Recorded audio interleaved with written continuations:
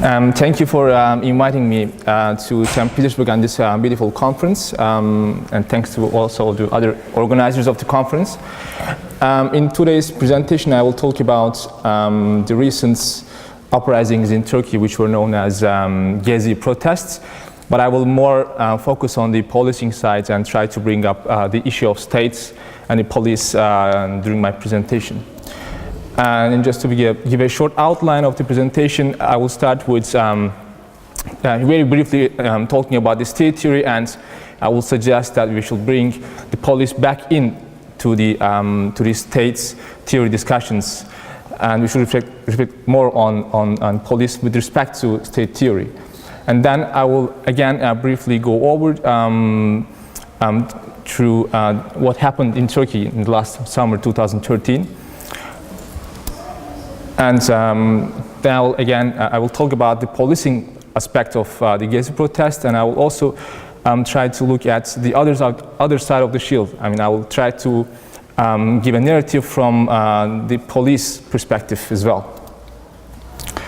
And in the last final section, I'll talk about the situation of the police from a labor perspective in Turkey, and I'll talk about the case of an unrecognized police union, and then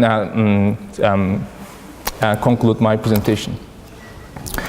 So in general, I mean, what we know from 1970s, 1980s onwards about state theory was that there was a shift from kind of a Marxist explanation to states towards kind of a state autonomy and institutionalism. Starting with Plonsas and then Teras Koçbol and the following, the next generations of scholars started to separate the political from the economy when they tried to understand the states. And then they started look at state institutions and questions actually how institutional design affects preferences of the individuals, and what kind of outcomes does it have, political outcomes does it have. And then, of course, they look at institutions, they look at policies in a comparative historical perspective, and then reach several conclusions. But when it comes to the police as one of the most central institutions of the states, there's a strange kind of shortage of reflection actually about the police in the literature and especially with respect to state theory. And rather we see that studying the police is more or less insulated in the discipline of criminology. And from writings of Clive Emsley or Robert Reiner, we know that there are at least third kind of approaches to what kind of a political role the police have in a society. And the functionalist functionalist approach claims that the police actually serve to the maintenance of public order, and it is necessary in our complex societies to have police forces. Whereas the critical approach asserts that the police are essentially repressive in nature because they represent the interest of the ruling classes. And the kind of a more balancing approach differentiates actually different policing tasks, and they argue that there are more political tasks of policing, such as protest policing, for example, and there are less political tasks of policing, maybe such as traffic rules or others. But I think, I mean, especially with the rise of, or with the eruption of global uprisings since 2011, and actually we can also date it back to the global justice movement and then the 9/11 and the framework of war on terror, I think we have to reflect more about the role of the police in the contemporary states, and try to understand it as a state institution, and what kind of how government and how the state actually influences police politically. And that is why actually the narratives of mobilization and global uprisings should be also studied from the perspective of the state response and how it varies actually across borders. Why in certain countries we see more kind of coercive response, whereas in others we see more permissive response to the uprisings. And what's happening in Turkey in the last summer, to give a brief account. As you all know, I mean, everything started with a small protest against the demolition of a central park in Istanbul, and then it turns into a mass upheaval after the police crackdown on a small number of activists who were camping inside the park, and basically the police force and the municipal security forces setting fire the tents that people settled actually inside the park. And in a few hours actually the protest spread not only in Istanbul but throughout the whole country.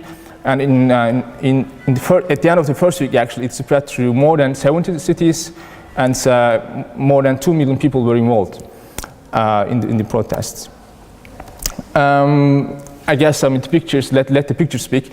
It was also interesting for me to observe the political economy on the streets while the protests were taking place. People were selling gas masks just randomly on the streets. And this one is one picture from Taksim Square. It gives a message to Prime Minister Erdogan saying that, like, greetings to Erdogan, to Tayyip from Taksim. And also interesting for people who frequented Taksim Square throughout their lives was to see barricades constructed around the square, which actually turned the square into some sort of a commune, which was quite unusual for the Turkish Republic in history. And that is from the report of a Turkish Medical Association in September 2013. To give you an idea about the scope of the police reaction to the protests. And of course the question is, why did police reacted so coercively? Considering that the protests were essentially quite peaceful. It is true that there were some minor groups who were fighting with the police, especially towards the late hours at night, and there was some violence was involved, at least by some minor groups. But considering the fact that thousands and hundreds of thousands were people involved, and especially at the beginning it was quite peaceful, rather than confrontational, the police reaction was repressive on an unprecedented level. And usually, studies on public order policing tell us that, well, you have to also look at the patterns of protests, not only how police is militarized or how repressive the regime is, but you have to look at the patterns of protests. And if the protests are confrontational or riotous in character, then you may expect some tough police response. But in the case of Gezi Park, of course, that was not really the case. The core of the protesters were peaceful, and just by camping inside the park was not really posing a serious public order threat. While the response from the security forces was unproportionally repressive. And they usually, policemen make the distinction between legality and illegality of protests.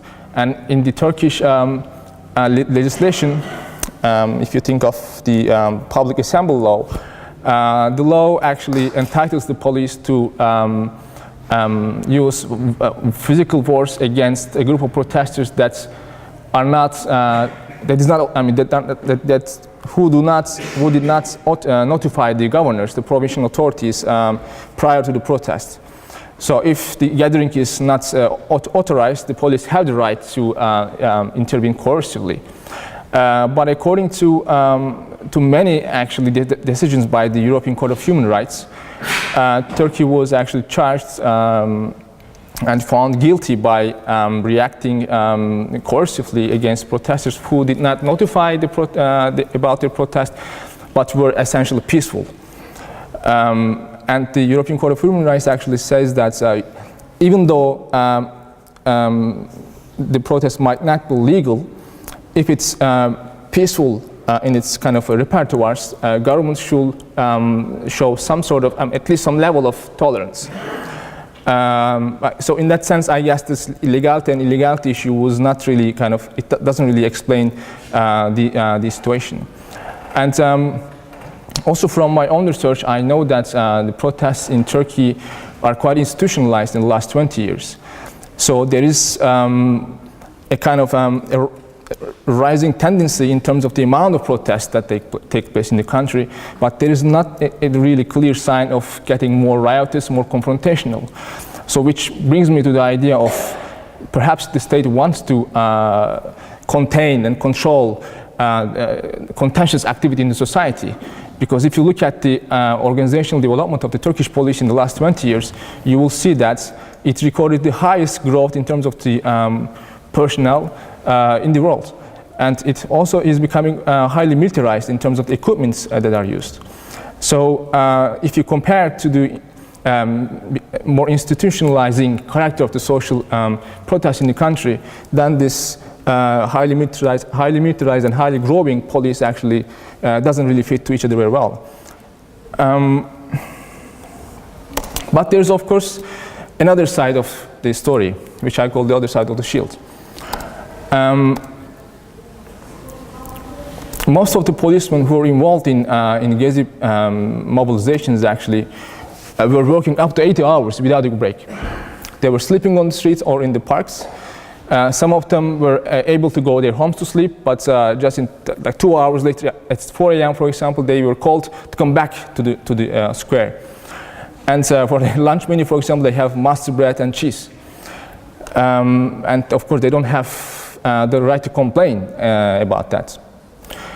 And this was, for example, a regular picture from the protest. And when I was walking from the square to one of the avenues that opens up to the square, I saw chains of buses full of policemen just sleeping. Probably they haven't slept for I don't know how many hours. And to give a kind of a more verbal account of the situation, that was a dialogue between a citizen who was involved in the protest and a policeman. So obviously, the situation is not maybe as black and white as we imagine. So the police reaction was coercive, but also precarious from a labor perspective. And a couple of the policemen I talked to were talking about the fact that some of them wanted to commit suicide because they could not stand it anymore. And that is how actually I want to switch to the last section of the presentation and going beyond the Gezi protests, and that is the unrecognized police union. So basically in Turkey there are no trade union rights for policemen. The international law says that you may, governments may have some restrictions on the right to association and trade union, but in the domestic law it is interpreted as the right to outlaw. So the governments actually should interpret it as in favor of the freedom, but in Turkey it's interpreted in terms of in favor of outlawing that the rights for trade union. So what a couple of policemen did actually 2 years ago, they submitted an appeal to establish their own union, police union, to the administrative authority, to the provincial governorship.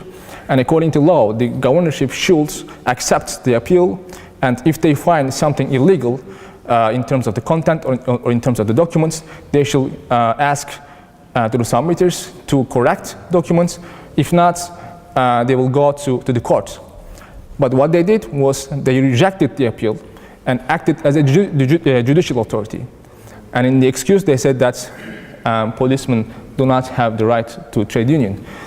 So which is obviously where, I mean, in the previous slides we were discussing the distinction between legality and illegality. So who is being legal, who is being illegal in this situation?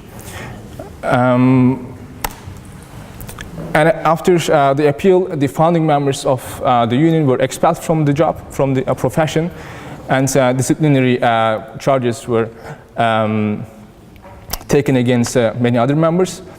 And the union is still active, but they don't really disclose their names openly because of the high risk of getting expelled or being exposed to disciplinary charges. And basically, I mean, they demand more protection against their superiors and political decisions coming from above. And of course, I mean, you can always blame the rank and file, and that's what they do. If, for example, you see some videos or images of policemen beating up the protesters, it's easier to blame the rank and file. And then what you see is actually some investigation is opened against an individual policeman, for example, but who is going to question the orders that come from above, actually, either from the superior officers or from more political authorities. So to conclude, I think the police question is not only a question of the regime, it's a question of the states. And I think we should more and more devote our time to contemplate police as a state institution from the state theory perspective, and perhaps contemplate policing as a government policy. And then we should maybe conduct analysis, comparative case studies or historical analysis with that respect, and then try to link it theoretically to the discussion of the state. And we should think more about what kind of interests, political as well as economic interests, are involved in the institutional design of the police, what kind of relations of power are involved, and we should also think maybe more and again about if a class dimension exists in police as an organization and policing as a practice. Thank you. Okay.